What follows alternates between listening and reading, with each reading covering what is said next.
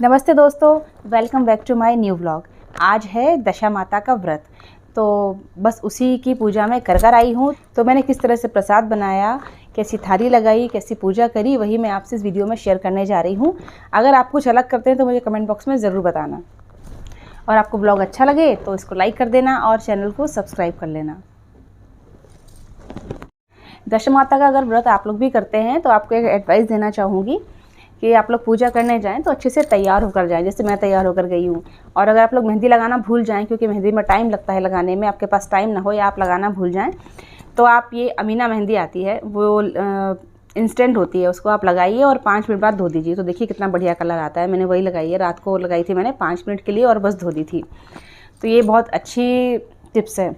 इस व्रत में जब तक पूजा नहीं हो जाती है, जब तक किसी को कुछ लिया दिया नहीं जाता है, पैसे वगैरह भी, घर का कोई सामान भी कोई किसी को कुछ देता नहीं है, तो इस पूजा को सुबह सुबह ही कर लिया जाता है। तो मैं उठी सुबह 4:30 बजे। मैंने घर की साफ़ सफाई करने के बाद फिर नहा वहा कर प्रसाद वगैरह बनाया। उसके बाद पूजा की थाली लगाई, और घर में बच्चों को जाना था स्कूल कॉलेज, तो मैंने उनके लिए नाश्ता बनाया। तो ये सब काम करने के बाद फिर हम लोग पूजा करने गए 8 बजे। तो 9:30 तक पूजा हो गई थी। तो इस तरह से पूजा कर ली जाती है अगर दशा माता का व्रत कोई करता है। तो कई लोग नहीं भी मानते हैं, 2-2 बजे लोग पूजा करते हैं, लेकिन पोथी में ऐसा लिखा है, कहानी में। आप लोग कहानी सुनना, मेरे दूसरे चैनल पर कहानी भी अपलोड करी है मैंने। उसमें बताया गया है कि जब तक पूजा नहीं हो जाती है, जब तक किसी को कुछ इस व्रत में दिया नहीं जाता है। तो उसके बाद फिर हम लोग 9:30 बजे आए पूजा करके। तो बस मैं अभी चाय ही पी रही थी, तो मैंने सोचा आप लोगों के साथ थोड़ी सी बातें हो जाएँ। तो चलिए देखिए आप लोग मैंने किस तरह से पूजा करी, और अगर आपको वीडियो पसंद आए तो लाइक ज़रूर कर दीजिएगा।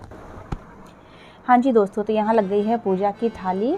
तो इसमें मैंने रखे हैं हल्दी, कुमकुम, चावल, अबीर, गुलाल, सिंदूर। और फूल वाले भैया आए नहीं थे, तो गुलाब के फूल थोड़े से रखे थे, ऐसे पंखुड़ी बने हुए, तो वो रख लिए। पान, सुपारी, माता जी का पाना है जिसमें छोटी छोटी चूड़ियाँ, सुपारी वगैरह सब चीज़ें आती हैं, मंगलसूत्र वगैरह, और मतलब श्रृंगार का सामान है ये। महावर है, कुमकुम है, चुनरी है, और मेहंदी का कोन है। और ये मैंने प्रसाद बना लिया। ये गोले फरे बनाए जाते हैं, तो 10 फरे, 10 गोले और हलवा बना लिया शुद्ध घी का। और दही है, और चने की दाल या चने भिगोए जाते हैं, तो ये वो मैंने भिगो कर रखे हैं। और लेपन है जिसको मैंने चावल के आटे और हल्दी से बनाया है। कच्चा सूत, आटे का दिया बना लिया मैंने, इसको घी का बनाया है। धूप बत्ती और माचिस, साथ में एक नारियल, कुछ सिक्के और दशा माता की पुस्तक है जिसमें 10 कहानियाँ होती हैं। और सुहाग की सामग्री में आप चाहें तो चूड़ियाँ वगैरह भी बढ़ा सकते हैं, जो आपकी इच्छा हो वो आप रख सकते हैं। तो इस तरह से हो गई हमारी थाली तैयार। अब हम चले मंदिर को, तो मंदिर में शुरू करेंगे पूजा। तो आप देखते जाइएगा कि इस सामग्री के साथ हम किस तरह से पूजा करते हैं। तो शंकर जी के मंदिर में पीपल का पेड़ है, बस वहीं पर हम लोग पूजा कर रहे हैं। तो सिक्का और सुपारी मैंने स्थापित कर दिया गणेश जी के रूप में। अब यहाँ से हमारी पूजा शुरू होती है।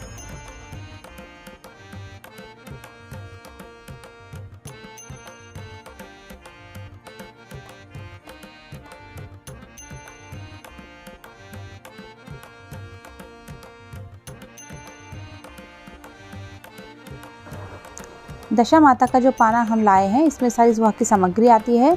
तो इसको हम ऐसे के ऐसे ही रख देंगे, क्योंकि अगर हम इसको निकाल के अलग से रखते हैं तो जो उनकी फ़ोटो है वो भी गीली हो जाती है और सामग्री भी यहाँ वहाँ बिखर जाती है। तो मैंने ऐसे के ऐसे ही रख दी, तो सामग्री भी साथ में चढ़ गई। और बस अब हम पूजा कर देंगे। सबसे पहले दीपक की पूजा करेंगे। दीपक को जल, हल्दी, कुमकुम, अबीर, गुलाल, अक्षत, सिंदूर, पुष्प अर्पित करेंगे। उसके बाद जो हमने सुपारी के रूप में गणेश जी की स्थापना की है, उनको सभी चीज़ें अर्पित करेंगे, उनकी पूजा करेंगे। अगर आप कलावा लाए हैं तो आप कलावा अर्पित करें वस्त्र रूप में। उसके बाद दशा माता की जो फ़ोटो की हमने स्थापना करी है, दशा माता की फ़ोटो की पूजा करेंगे। उनको जल अर्पित करने के साथ साथ पीपल के पेड़ पर भी जल अर्पित करेंगे, और हल्दी, कुमकुम, अबीर, गुलाल, सिंदूर, मेहंदी सभी चीज़ें अर्पित करेंगे, पुष्प चढ़ाएंगे। फिर दही, लेपन और जो चने की दाल या चने आप भिगो कर लाए हैं वो चढ़ाना है। और फिर पीपल के पेड़ की पूजा करना है।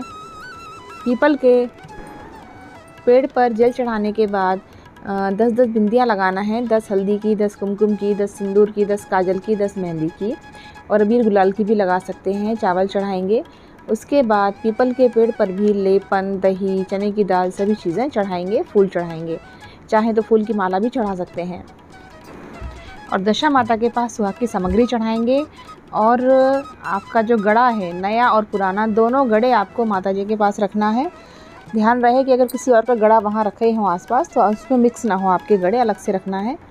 और क्योंकि पुराना गड़ा आपको वहीं पर छोड़ के आना होता है, तो पंडित जी वगैरह कोई वहाँ होते हैं तो वो विसर्जन के सामान में पुराने गड़े सबके डाल देते हैं। और नया गड़ा हमको कहानी पढ़ने से पहले या सुनने से पहले, दशा माता की कहानी सुनने से पहले गले में पहनना होता है। इसके बाद धूप बत्ती या अगरबत्ती जो भी आप ले गए हैं वो आपको जलाना है और लगाना है।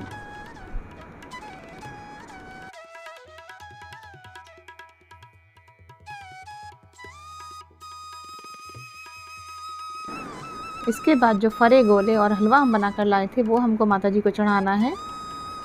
इस तरह से रखें कि वो ख़राब ना हो, कोई खा सके बाद में।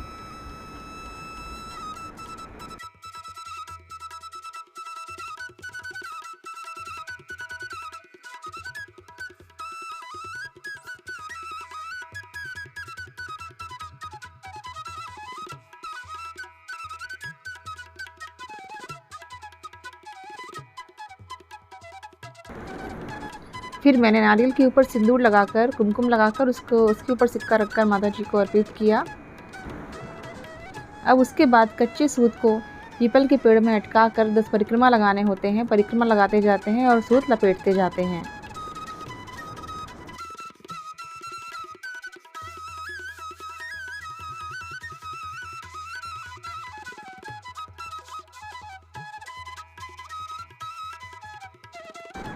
और जब परिक्रमा हो जाती है तो सूत को वहीं पर अटका दिया जाता है, घर नहीं लाते हैं तोड़कर।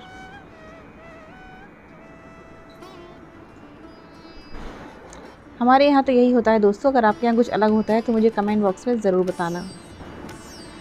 उसके बाद पीपल के पेड़ की हम जहाँ परिक्रमा करते हैं उसके पीछे, पीपल के पेड़ के पीछे वाले हिस्से में हाथे लगाए जाते हैं 10, 5 लेफ़्ट में और 5 राइट में। और कोई शूट करने वाला मेरे साथ नहीं गया था, इसलिए हम ही ट्राइपॉड पर लगा लगा कर शूट करते गए।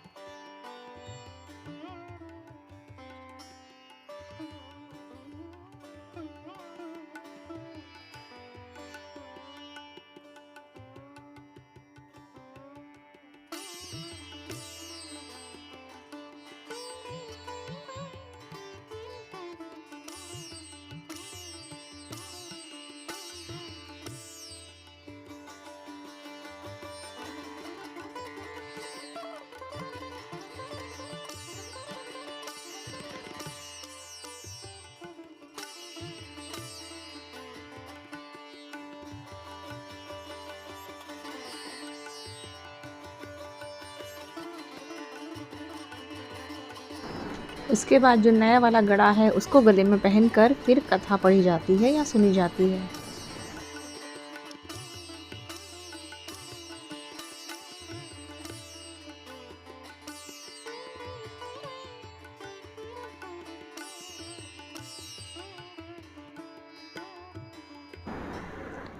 गड़ा पहनने के बाद पहले नारियल फुड़वा कर थोड़ा सा माता जी के पास चढ़ाया, बाकी अपनी थाली में रखा। फिर पुस्तक की पूजा करके कहानी पढ़ेंगे।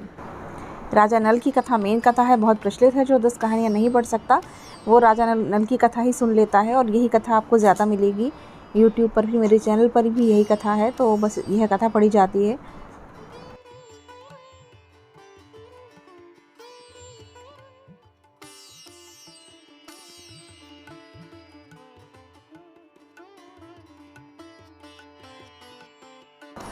उसके बाद दशा माता की आरती करी। कहानी की जो किताब है उसके सबसे लास्ट में दशा माता की आरती दी गई है, तो वहाँ से देखकर पढ़ सकते हैं। और कपूर जलाकर पूजा संपूर्ण की।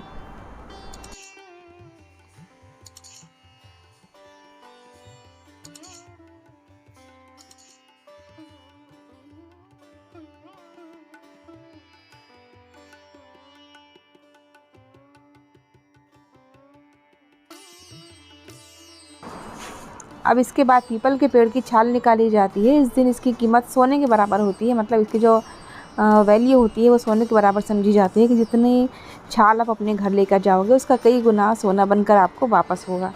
तो इसको सिक्के या छोटी उंगली से निकाला जाता है। तो ये देखिए बहुत सारी छाल मेरे हाथ में आ गई। अब इसको वहाँ रखनी होती है जहाँ हम घर में पैसे वगैरह रखते हैं। इसके बाद माता जी से घर की सुख समृद्धि और कृपा बनाए रखने के लिए प्रार्थना की जाती है और पूजा में रही कमियों और अपनी गलतियों के लिए क्षमा याचना की जाती है।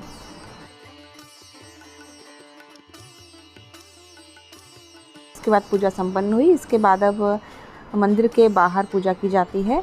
5 पत्थर लेकर उनकी पूजा की जाती है और खड़ा अनाज बोया जाता है। तो मैं चने लेकर गई थी।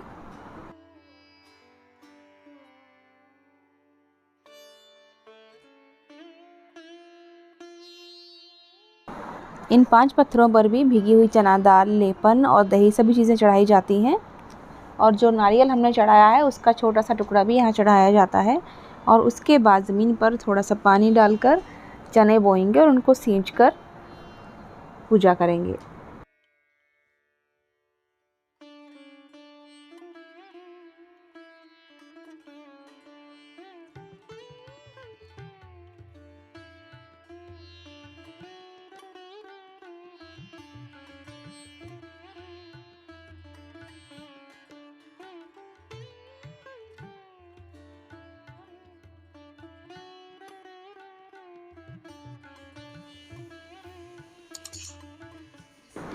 बाहर पूजा करने के बाद पूजा पूर्ण होती है दशा माता की। उसके बाद यहाँ पर मंदिर में शंकर जी का मंदिर है ये, तो फिर उसके बाद हम लोगों ने शंकर जी की पूजा करी।